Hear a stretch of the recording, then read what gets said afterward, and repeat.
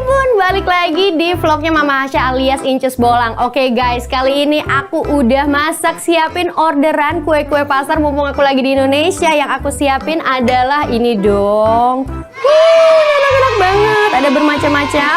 Dan sekarang kita lagi nunggu pelanggan yang bakal datang untuk pick up kue pasar ini. Oh ya, Hasya mau berhitung ya. Hitung? Iya. Anak mama kok di sini, anak mama. Gimana? Halo Bunda, apa kabar? Baik Bu, Ya? iya dong Ya Bun, silakan ampun, ini Bu. dia akhirnya.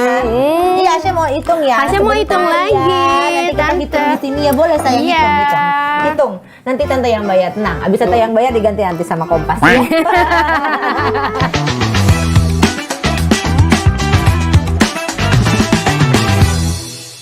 Halo sahabat Kompas TV, ketemu lagi pada saya Wulan Juliadi.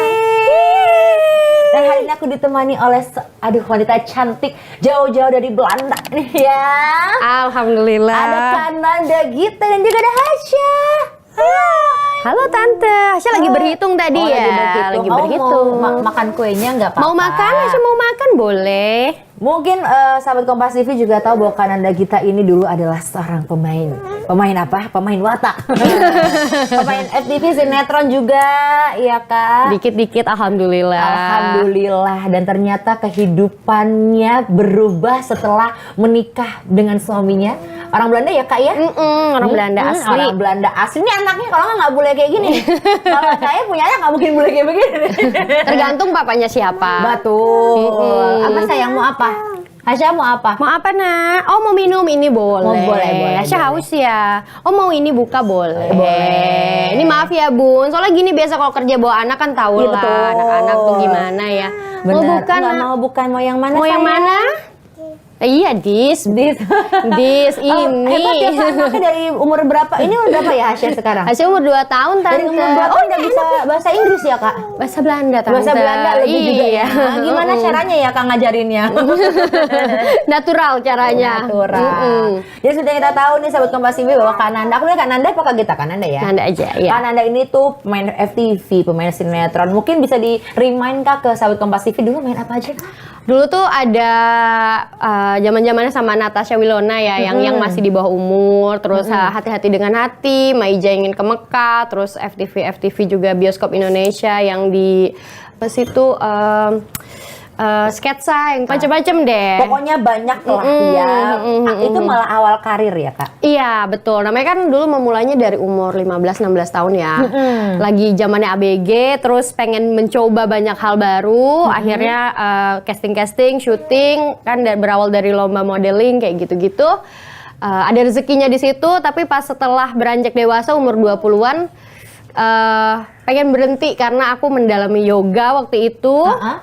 Dan akhirnya aku jadi guru yoga di situ. Mendalami yoga ini aja udah dua hal yang berbeda gitu ya Kak? Banget ya.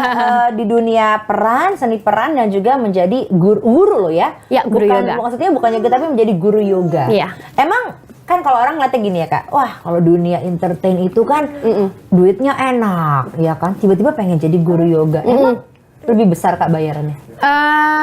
Enggak sih, tapi lebih sehat pola hidupnya. Oh. Karena kan kalau syuting tahu sendiri ya, bisa sampai begadang. Ibaratnya kalau ada sehari 28 jam tuh 28 jam, gak 24 jam lagi kan. Akhirnya aku yoga dan aku lebih ngerasa lebih enak aja di badan gitu. Dan pola hidupnya lebih sehat. Kalau untuk gaji sih oke juga sih, nggak ini masih bisa untuk zaman dulu ya, masih bisa untuk tinggal di apartemen, nyicil mobil segala macam kayak gitu tuh masih bisa ke cover dengan mengajar yoga. Kamu benar-benar meninggalkan dunia peran? Iya, aku 100%. 100% aku tinggalin ketika aku sudah dapat sertifikat internasional untuk ngajar yoga gitu. Oh, itu berarti berapa lama Kak belajarnya waktu itu? Belajarnya itu sampai aku ngajar sih sekitar 3 tahun ya. Jadi habis itu aku ngajar. Jadi aku udah mulai yoga tuh dari tahun 2013 kalau nggak salah. 2015-nya aku udah bisa ngajar. Terus sampai aku pindah ke Belanda pun aku masih ngajar yoga, tapi akhirnya berhenti karena punya anak. Oke, gitu. karena ada Hasya ya. Iya. Ya Cak. Nah, Acak. Nih makan getuk ini enak. Gemes tapi Ini enak orang. Bun yang dipesan ini doang ya Bun, yang ini gimana nih Bun? Dimakan Iya, Bun. gak apa-apa ya Bun.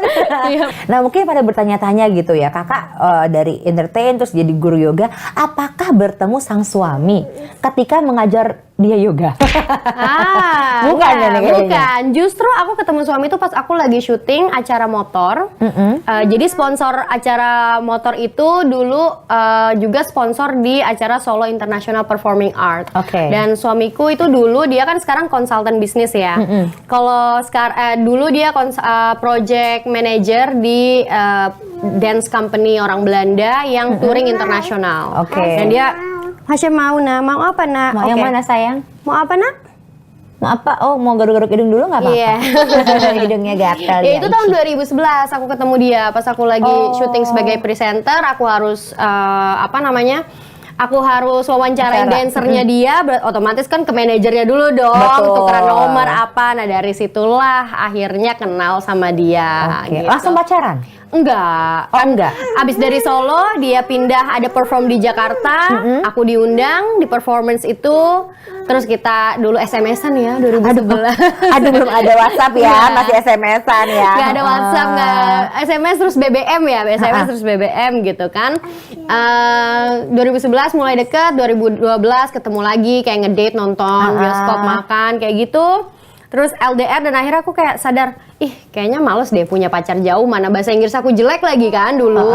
Jadi ternyata bahasa tuh bisa dilatih dengan kita sering berbicara gitu. Oke.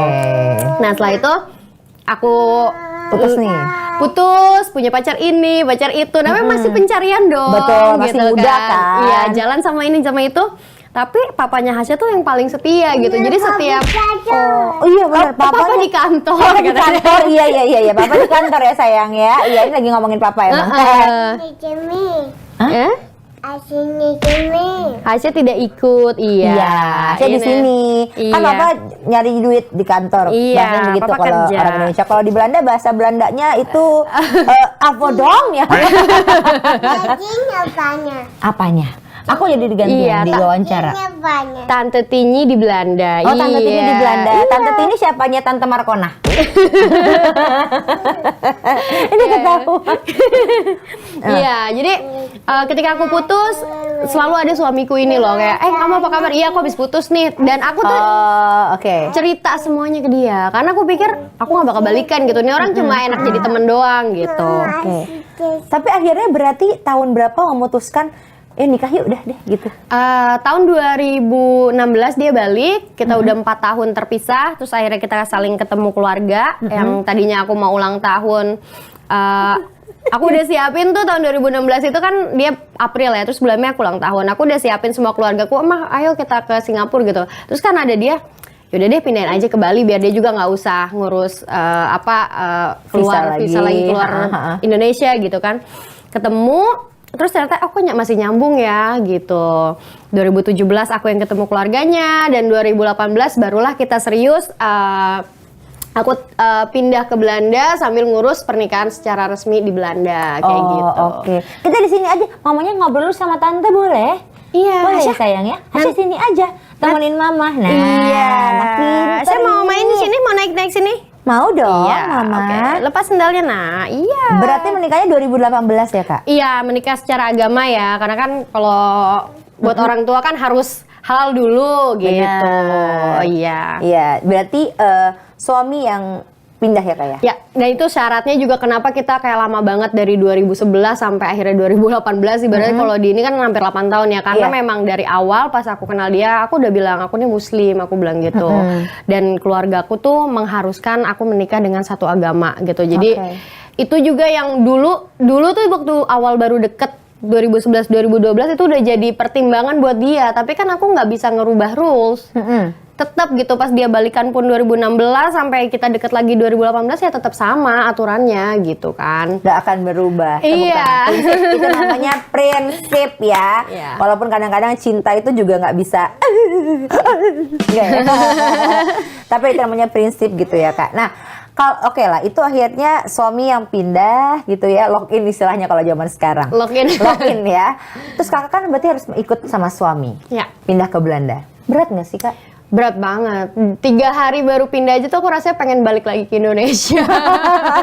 Apa yang ngebuat berat? Bahasa, apa culture-nya? Bahasa, terus cuaca, culture juga yang kayak aku tuh terisolasi banget sama budaya asing gitu kan. Terus apa ya? Beda banget ternyata rasanya pindah sama holiday itu beda gitu. Jadi aku tuh sebelum pindah kan aku 3 kali holiday lumayan jauh kan, lumayan lama gitu. Ternyata rasanya beda aja gitu. Nah itu yang bikin gak betah dan pasti kan memulai hidup dari nol ya. Yang tadi aku pikir aku punya sertifikat yoga internasional, aku bisa ngajar yoga di manapun di seluruh dunia baratnya gitu. Ternyata sorry to say yang kayak di Indonesia aku dibayar tadinya 500-600 ribu sejam buat private dan sekali private bisa 2 jam 3 jam misalnya gitu kan. Dan aku tuh dulu kerja hampir tiap hari kan karena aku suka gitu kan ngajar yoga. Di Belanda bayarannya sama dengan udah habis di ongkos dong.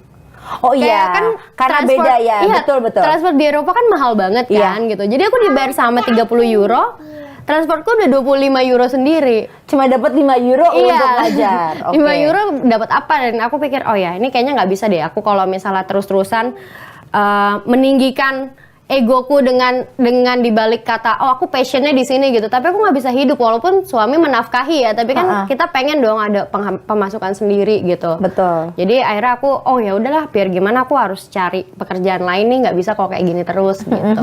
Ya soalnya kan kalau orang selalu mikir, oh iya kalau misalkan menikah dengan orang bule lah istilahnya, dengan orang luar negeri, pasti udah enak deh hidupnya gitu. Tapi itu benar nggak sih Kak? Istilah itu sebenarnya? Sebenarnya tergantung ya definisi enaknya tuh gimana gitu kan. Kalau dibilang enak sih iya mungkin karena kan setiap orang mimpinya macam-macam ya. Ada yang memang punya impian pengen tinggal di luar negeri terus dia dapat jodohnya sana mungkin dibilang enak. Tapi kalau buat aku sendiri mau menikah sama siapapun itu sama aja. Yang penting kan gimana pribadinya dan gimana kita bisa membangun komunikasi dan kekompakan antar pasangan. Menurut aku kayak gitu sih. Tapi memang dulu pengennya sama bule Kak? Enggak, makanya kan aku putusin. Terus Kakak katanya pernah ke psikolog karena sempat mengalami culture shock ya? Itu culture shock, depresi, winter blues, depresi juga, jadinya mood swings gitu. Tapi suamiku bilang, yaudah yuk kita cari bantuan profesional. Kamu ke psikolog, ke psikiater juga gitu kan, dikasih obat tidur buat tenang, buat relax gitu. Terus akhirnya di situ aku pengen bilang, aku pengen deh ngomong sama orang Indonesia gitu. Tapi kan karena nggak ada banyak orang Indonesia, akhirnya aku beli kamera. Aku ngomong di depan kamera, aku bikin vlog-vlog curhat, masukinlah ke YouTube. Itu jadi part of my therapy gitu pada saat itu. Jadi justru terapinya di situ untuk bisa bicara gitu. Itu berarti sebelum ada Hasya Kak? Sebelum ada Hasya. Hasya ini baru 2 tahun berarti lahirnya 2021. 2020 akhir. 2020 akhir ya Kak. Berarti setelah aduh Duk. Jadi 18 Kakak menikah berarti setelah 2 tahun ya? Iya, setelah 2 tahun. Memang kita tunda 2 tahun itu karena waktu itu aku belum siap kan. Aku masih terapi, menyiapkan kayak kesiapan mental, fisik gitu. Apa nak?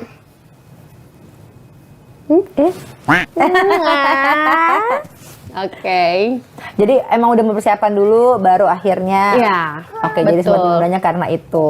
Iya. Nah, lalu pas udah selesai Kakak kan akhirnya ya udah bisa menerima nih lah istilahnya.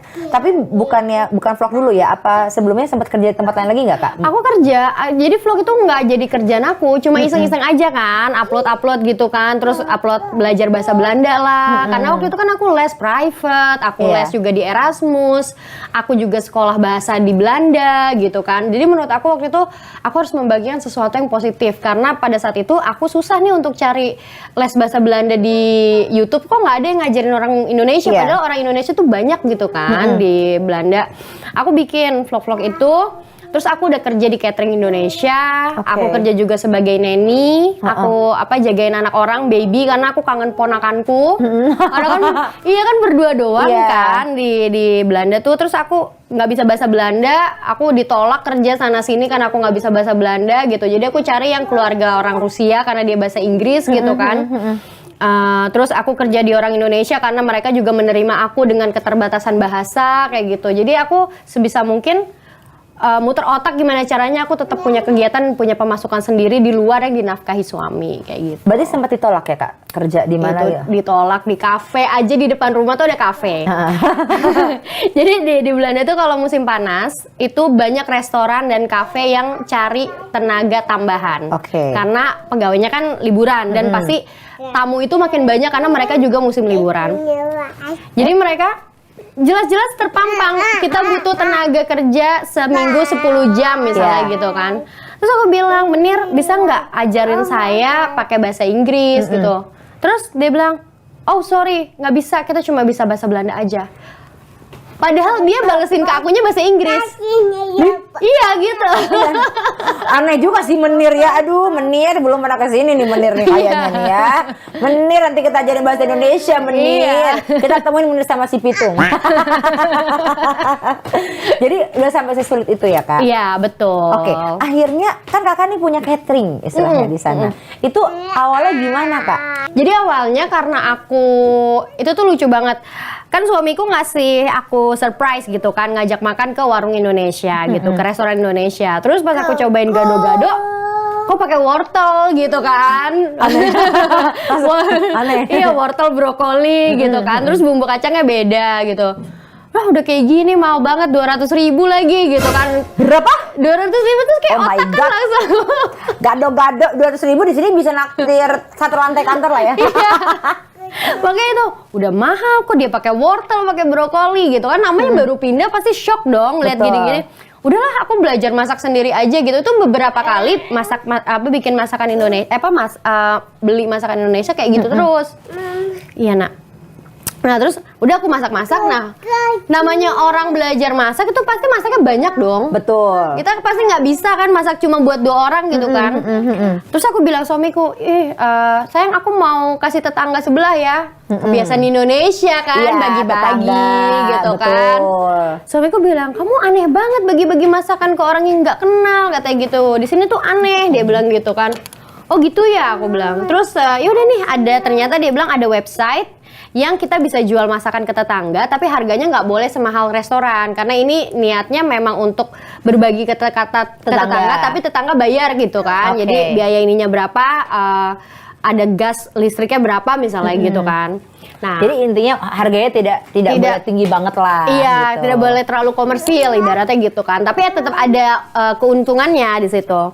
Nah, aku pakai website itu, lama-lama aku jadi terkenal di situ. Karena aku seneng, semakin aku banyak masak, semakin banyak orang Belanda datang. Benar, gitu dan mungkin masakannya juga masakan Indonesia ya. Banget. Mau dicopot sayang, apa mau makan apa ini? Iya. Nah. Jadi aku berani bumbu kan. Aku tuh kalau masak emang berani bumbu. Nah, itu yang bikin beda gitu kan.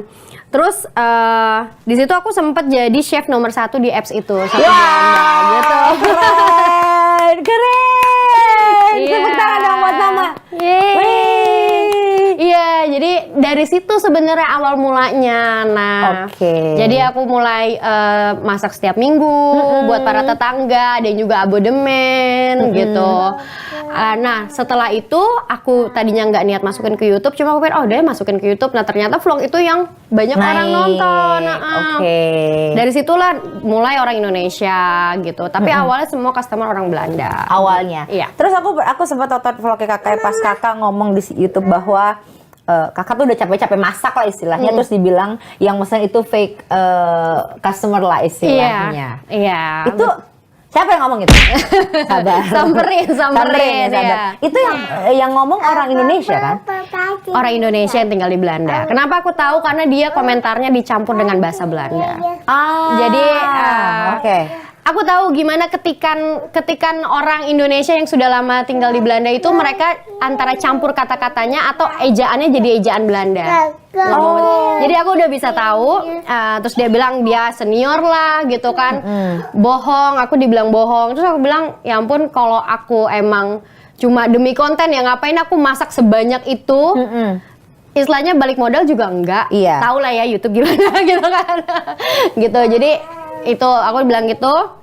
Tapi sebelum kejadian itu, dulu banget waktu aku masih tinggal di rumah yang lama, di apps yang aku bilang masak untuk tetangga itu ada juga fake order orang Indonesia. Dia mesen sama aku nasi kuning 2 porsi, tahu ya gimana repotnya bikin nasi kuning? Iya. Dan dia pilih COD, jadi dia Cash on nggak bayar delivery, ya, ya. jadi dia nggak bayar duluan. Memang bisa pas pick up bisa bayar pakai cash, bisa juga sebelum itu bayar pakai debit misalnya gitu kan. Dan ketika masakannya datang itu nomornya nggak aktif. Itu jauh sebelum kejadian yang kemarin bilang aku orderan fiktif. Ada yang juga kasih orderan fiktif kayak gitu ke aku. Nasi Terus kuning 2 gimana porsi. tuh? Aku kan bikinnya pasti lebih. Misalnya orang order 2, aku pasti bikin 5 karena aku Iya. buat di rumah atau buat yang lain gitu. Ya udah, aku telepon ke admin apps-nya itu. Dia bilang, "Nanda, kita nggak tahu orang ini siapa."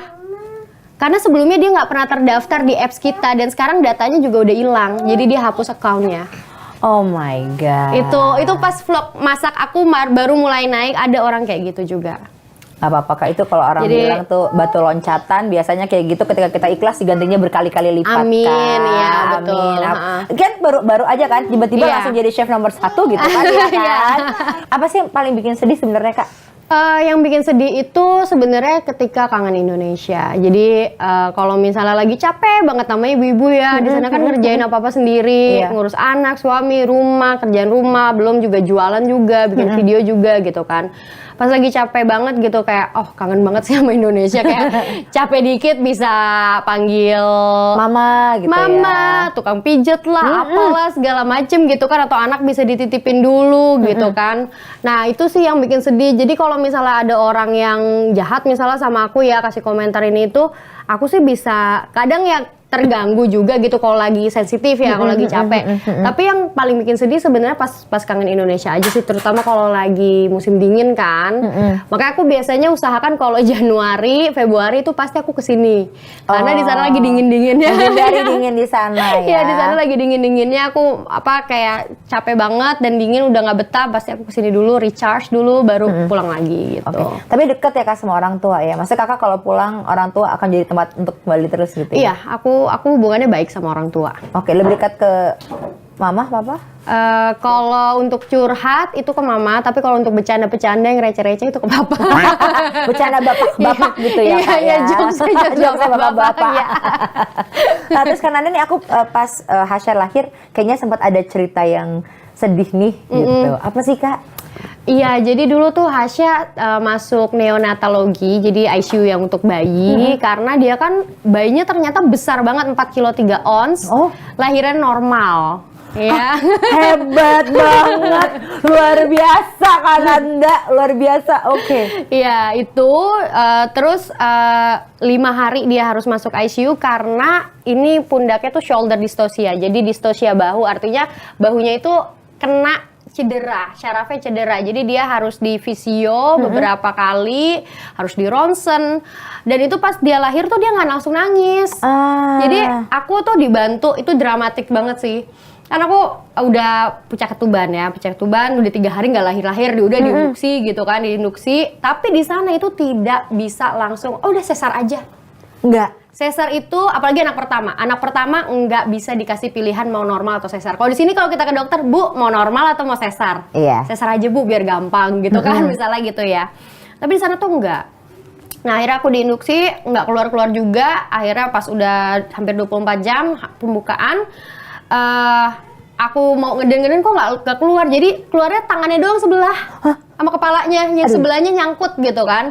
Karena besar tadi. Saking besarnya, Oke. ya posisiku udah dibolak-balik segala macem. Akhirnya ada 3 dokter yang narik tuh anak, pluk gitu, dari jalan lahir tuh.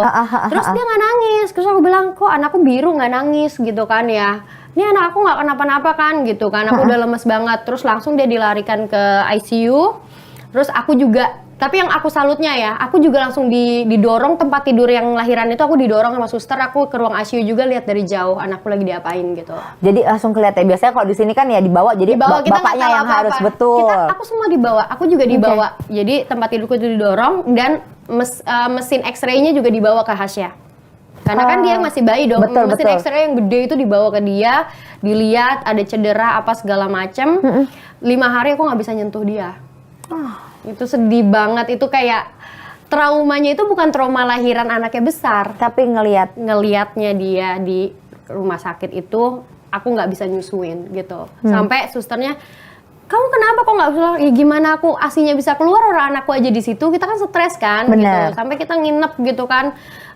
Baru pas 5 hari dia boleh keluar dan kita akhirnya bonding lagi dari ulang ibaratnya, karena kan harusnya kalau dari bayi kan udah skin Langsung ditempel. ya, langsung ditempel skin to skin, ini enggak gitu. Oke. Nah, itu Berarti waktu Kananda lahiran orang tua menemani ya? nggak bisa karena lagi pandemi. Oh iya 2020. 2020. Itu gimana tuh Kak? Itu pasti ada cerita lain lagi nih, maksudnya aku tuh kita nggak bisa ketemu orang tua aja tuh kan hal yang berat tadi kayak Kakak bilang kan. Kalau udah kangen sama Indonesia tuh kayak wah berat banget deh gitu. Tapi ini kan apalagi kan biasanya kalau ibu melahirkan Iya. itu kan membutuhkan support dari suami, dari orang tua, Iya, maksudnya ibu gitu. Itu gimana Kak? Itu sedih banget, makanya waktu ke rumah sakit aja waktu itu suami juga hampir nggak boleh nemenin. Jadi iya, pas karena sebelum pandemi. lahiran kan aku udah kontrol kan karena ketubanku udah pecah gitu kan, tapi kan namanya mereka nggak bisa gampang langsung kasih sesar Betul. gitu kan. Nah itu aku sampai nangis nggak bisa, suamiku tuh harus datang di sini, aku bilang gitu kan ya, itu baru boleh. Terus mertua juga, jangankan orang tua kandung ya, mertua yang udah ada di sana aja juga nggak bisa nemenin aku gitu. Emang itu berat banget sih. Akhirnya ya udah Hasya pulang ke rumah, ya udah kita merawat berdua suami doang. Cuman untungnya dulu karena kita emang di planning ya kapan mau punya anak gitu kan, dan alhamdulillah nggak nunggu lama gitu, cuma beberapa bulan aku hamil, suamiku udah siapkan izin cuti yang 6 minggu. Jadi dia libur pas aku masuk rumah sakit sampai 6 minggu ke depan, itu dia cuti dan dia yang begadangin anak. Oh, kalau jadi misalnya enak di sana ya. Iya gitu. Jadi emang di sana kan perusahaan tuh bisa kasih beberapa janji ke karyawan gitu. Oh kamu dapat cuti sekian setahun ya, tergantung kontrak kerjanya gitu kan ya. Nah suamiku tuh cuti 6 minggu. Jadi ketika Hasya breastfeedingnya malam, aku pompa, suamiku aja yang kasih Hasya susu. Oh, aku kalau bisa tidur, istirahat. ya, Enak juga ya kalau di sana ya Iya. Kak ya.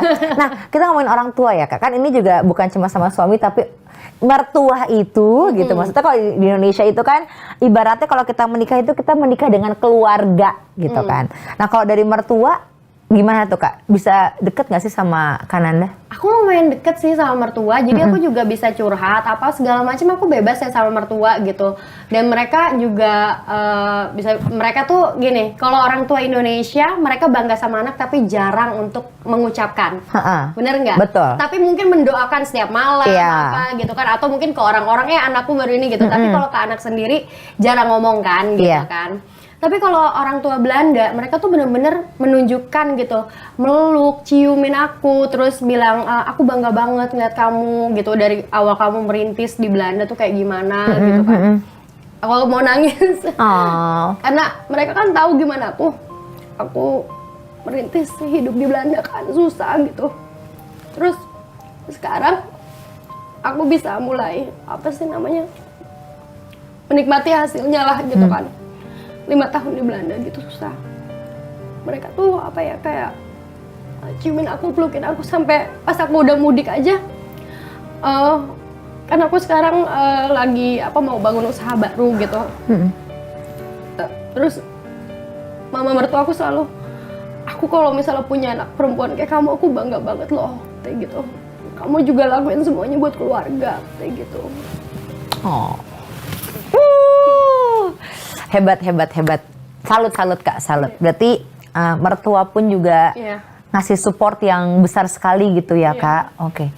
Kalau dari orang tua kakak ke suami pun sama? Iya sama, cuma kan mereka kan ada roomingnya bahasa ya gitu kan. Tapi mereka sama kok, maksudnya kita semua hubungannya baik gitu. Kalau orang tua aku kan pasti Abi doain terus tiap malam, kalau doa emang nggak berhenti gitu kan. Itu kan maksud tipikal orang Indonesia kan. Tapi kalau dari sini juga aku belajar perbedaan gitu, makanya dan aku ngerasakan sebagai anak, kalau orang tua Indonesia pasti mereka doain gitu kan. Kalau orang tua Belanda mereka juga kasih afirmasi yang positif ke anak gitu, dan itu ngerasa banget ternyata aku tuh kerja keras dihargai ya sama orang-orang sekitar kayak gitu. Bener, penghargaan itu juga penting gitu Kak. Berarti yang buat kamu kuat sebetulnya Kak, menghadapi cobaan demi cobaan kamu di Belanda. Aku bisa bilang cobaan ya, karena kan itu tidak mudah. Gak semua orang juga bisa melalui hal seperti Kananda. Apakah yang buat kamu kuatnya? Yang bikin aku kuat itu terutama suami sama keluarga semua ya, keluarga mertua, keluarga aku juga di Indonesia. Mereka yang bikin aku terus berjuang sampai saat ini. Oke, dan akan terus berjuang ya Kak Terus ya? dong. Tapi Kakak berarti masih warga negara Iya, aku bilang sih sama suami, aku nggak mau ganti paspor karena secara hukum aku sudah punya hak untuk ganti paspor Belanda. Tapi aku bilang aku nggak, sampai sekarang aku nggak pernah kepikiran untuk aku ganti warga negara gitu. Jadi aku akan tetap pertahankan paspor Indonesiaku. Dan Hasya punya 2 warga negara sampai dia umur 18 tahun. Tapi aku udah jujur aja ya, maksudnya kalaupun nanti Hasya lebih memilih paspor Belanda atau paspor Indonesia, itu semua pilihan ada di dia. Oke, Hasya yang memilih ya. Ya, karena aku juga gini loh, aku tahu mana plus mana minusnya. Kalau misalnya nanti dia pilih untuk kuliah di Belanda, akan lebih baik kalau dia pakai paspor Belanda dong. Iya. Gitu betul. kan. Kalau dia nanti memilih untuk berkarir di Indonesia, akan lebih baik kalau dia pakai paspor Indonesia. Ya kan, tapi itu kan nanti pilihan ada di dia. Aku nggak bisa kayak, kamu jadi orang Indonesia aja kayak mama gitu. Aku nggak mau kayak gitu. Karena tapi dia mamanya mukanya nggak kayak orang Indonesia, mau lebih kayak orang bule juga, jadi bingung. Iya, iya. Jadi nanti pilihannya ada di Hasya. Iya. Sudah punya rumah sendiri ya kak? Iya, sekarang lagi bangun sebenarnya. Alhamdulillah. Di Belanda berarti ya? Oh, di Belanda udah ada rumah. Di sini juga ada. Ih, keren banget. Berarti lagi LDR sama suami? Iya. Kalau call-callan sama suami bisa setiap hari, setiap saat? Paling aku iya sih bisa setiap hari. Tapi aku harus begadang. Kayak zaman dulu pacaran kan, aku begadang jam 12, jam 1 malam nungguin dia pulang kantor jam 5, jam 6 sore gitu kan, baru bisa video call gitu. Berarti kalau sekarang di sini kita sore, di sana Masih pagi. masih pagi Beda 6 jam. gitu ya. Iya. Oh, bedanya jauh Lumayan. ya. Oke, lumayan. Jadi memang Ya. kalaupun mau video callan atau mau itu harus menunggu ya. Iya. Iya. Boleh telepon kak suami? Dia kayaknya lagi di kantor sih. Oh, di kantor ya. Maka tadi juga iya, nggak usah minta telepon ya. Nggak, tadi udah lihat ya. Tapi biasanya kalau lagi LDR kayak gini kan berarti suami sendiri di sana gitu ya. Apa sih yang diobrolin? Kan udah sayang-sayangan terus nih ya. Iya, paling nanyain anak gitu kan. Anak gimana? Terus keluarga, dia orangnya sangat hangat ya. Jadi dia selalu nanya kabar keluargaku tuh satu-satu gimana gitu. Walaupun mungkin dia lupa mukanya gitu kan. Tapi waktu dia, iya si mami yang itu loh yang datang waktu itu gini-gini. Oh iya ya, terus gimana? Terus nanya kabar adik-adikku, terus gimana Hasya di sini sama cuaca, sama makanan kayak gitu sih. Kalau misalnya terus karena aku juga sering banyak konsultasi masalah usaha ya, karena dia kan juga konsultan bisnis gitu. Jadi perkembangan gimana, apa planning kamu di sini, ini gimana gitu. Jadi lebih sering bukan cuman masalah sayang-sayangan doang gitu, tapi juga banyak hal yang kita bahas setiap hari gitu. Oke, karena Anda mungkin banyak juga wanita-wanita di luar sana yang entah dia mungkin ingin untuk tinggal di luar negeri karena mungkin punya pasangan di luar negeri tapi masih takut gitu loh kak, istilahnya takut, atau mungkin memang dia pengen sekolah atau belajar di luar negeri dan dia takut. Kamu ada pesan-pesan nggak sih kan untuk wanita-wanita seperti itu? Ya, menurut aku mau menikah sama siapapun itu juga pasti ada tantangannya gitu kan. Jadi jangan mentang-mentang kalau mau menikah itu jangan lihat sosial media orang-orang gitu. Karena yang ngalamin itu kita sendiri. Dan pasti ya dalam suatu hubungan atau pernikahan tantangan utama adalah menjaga komunikasi. Apalagi dengan orang yang beda bahasa dan beda budaya. Jadi itu yang harus dipikirkan banget. Orang sama-sama Indonesia aja kalau beda suku itu udah suka beda ya, apalagi ini yang beda budaya. Jadi jangan dilihat yang indah-indahnya terus, yang instagramable terus. Misalnya, oh enak kalau misalnya nikah sama WNA, apalagi tinggal di sana bisa main salju. Halo, main salju itu cuma sehari 2 hari enaknya. Habis itu udah males kan, dingin, licin segala macam. Itu yang lebih harus pakai logika. Apalagi misalnya tentang hak-hak, harus bikin perjanjian pranikah, perjanjian pisah harta, perjanjian pisah utang, terus gimana nanti anaknya ya, terus harus bikin perjanjian kamu mau pulang ke Indonesia berapa kali dalam setahun atau berapa tahun sekali, gimana mengatur keuangan, siapa yang mau bayar living cost 50-50 atau suami 100%. Kalau misal kamu kerja misalnya, itu semua harus detail loh diomongin. Detail loh kak. Aku gitu. Jadi karena aku dari awal udah ngomong kayak gitu ke suamiku, aku bilang kalau di Indonesia itu suami ngasih nafkah 100%. Karena kalau di Belanda suami istri itu bayar biaya hidup 50-50. Tapi menurut aku itu nggak adil. Kenapa? Karena aku baru pindah dari Indonesia ke Belanda dengan skill yang 0. Aku nggak punya apa-apa ya. Masa aku kasarnya aku kerja di toko terus aku harus bayar biaya hidup yang ribuan euro, puluhan juta, kan nggak mungkin gitu kan. Nah itu harus diomongin dari awal. Dari awal udah harus diomongin. Itu tips aku. Pahit-pahitnya gitu. Terus kalau misalnya lagi nih ya, kalau kita suka kasih duit ke orang tua, ke saudara, itu harus diomongin ke suami.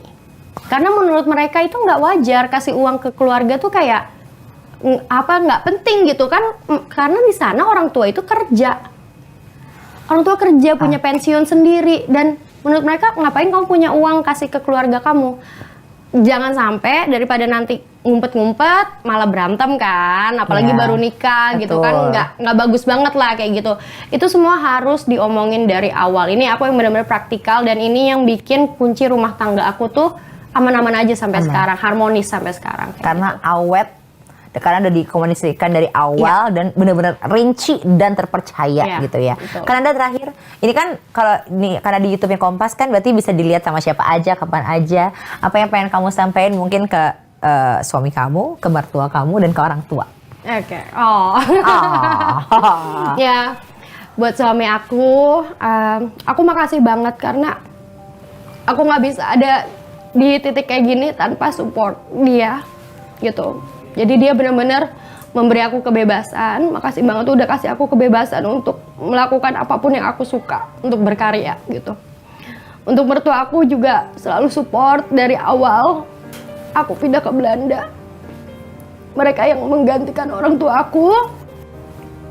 Aku merasa benar-benar disayang banget sama mertuaku. Dan untuk orang tuaku, mereka juga selalu doain aku setiap hari biar anak-anaknya sehat, sukses. Karena aku nggak tahu aku bakal jadi seperti apa kalau aku tanpa mereka, kayak gitu. Makasih. Aku juga jadi nangis karena pokoknya yang namanya support dari keluarga itu yang memang paling penting gitu ya Kak ya. Ya mudah-mudahan pokoknya Kananda sukses terus. Karena udah mau bikin bisnis baru lagi ya Kak ya. Mudah-mudahan lancar. Bisnisnya di sana berarti Kak, di sini sama di sana. Wah, itu dia ya namanya. Yang namanya itu tuh harus hidup tuh harus berusaha, jangan menyerah. Jangan menyerah. Pasti ada jalan ya Kak. Karena kan dari itu tidak ada yang instan ya. Kalau emang kamu dapet yang instan, alhamdulillah. Kalau nggak instan, ya Harus diusahakan. Harus diusahakan. Bayangin loh, kan Anda dari anggapannya nih dunia entertain yang gemilang seperti itu, mau jadi guru yoga, pindah ke sana nggak punya pekerjaan harus apa segala, tapi sekarang dia udah punya banyak bisnisnya. Jangan lupa juga untuk nge-subscribe YouTube-nya Kananda Inces Bolang Inces namanya. Bolang. Ya. Inces Bolangnya tuh ES. Biasa INCS biasa. Inces. Iya. Inces Bolang ya, digabung ya Kak? Dipisah, Ada spasi. Iya. Jadi Inces Bolang jangan lupa ya. Pokoknya kamu lihat YouTube-nya biar tahu kehidupannya Kananda seperti apa. Iya. Dan ingat jangan julid, oke? Kalau gitu Kananda terima kasih banget ya. Makasih. Ini semoga kita bisa ketemu. orderannya, Bun. Iya, orderan saya, Bun. Makasih belum Bunda. ya, Bun. Transfer aja ya, Bun. Oh iya, transfer aja ya. Pakai barcode ya. Pakai barcode ya, Oke, pakai siap, keris Bun. ya. Oke, kalau gitu sahabat Kompas TV juga terima kasih sekali. Jangan lupa juga untuk di like, comment, subscribe, share. Pokoknya acara kode nih kalau kamu suka ya. Dan pasti saya juga akan mengundang lagi bintang tamu saya berikutnya. Kalau gitu saya ulang jadi pamit. Dah.